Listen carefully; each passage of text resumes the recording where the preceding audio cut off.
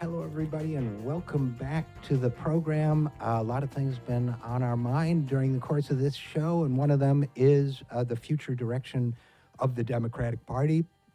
In that, in case I haven't mentioned it, or I speak for myself, I wholeheartedly support Keith Ellison for the position of DNC chair. Keith Ellison had an event this week with Bernie Sanders, my old boss, where Bernie also has been working very hard for Ellison. He's a good guy. He connects well with voters. He has just the right vision for where the party needs to go.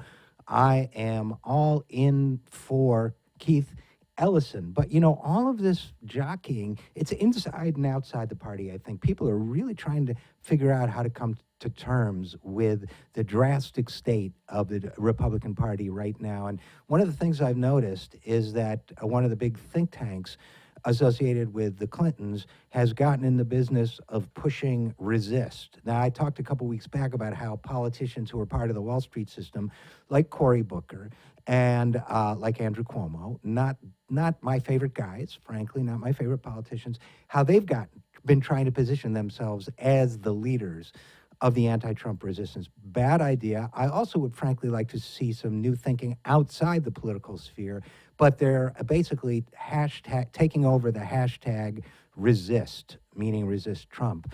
My attitude is, okay, resist, but also rethink. Also renew your contract with the American people. Also evolve. Resisting just one person was exactly the campaign strategy that Hillary Clinton followed unsuccessfully in the places she needed to be successful.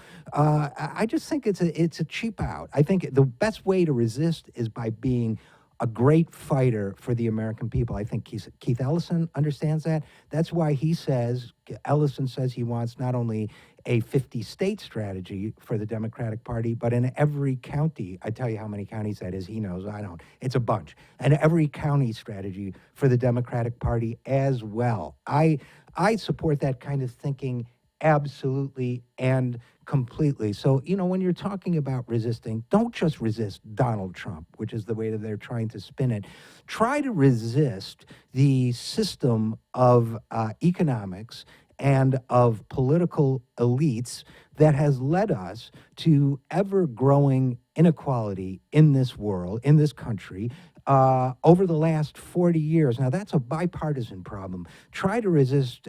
We've been talking about the growing inequality. We've been talking about the loss of the American dream. If you want to resist, don't just resist a horrible guy. Resist a system that leaves people so desperate and confused and so driven by their lower instincts that they picked the horrible guy. Give people hope. Give people vision. Tell people how you're going to change their lives and change them for the better. This is a time where we desperately need change. We need a political party that will stand for that kind of change. That's why I say resist, yeah, but rethink and renew. I am Richard RJ Eskow for the Zero Hour.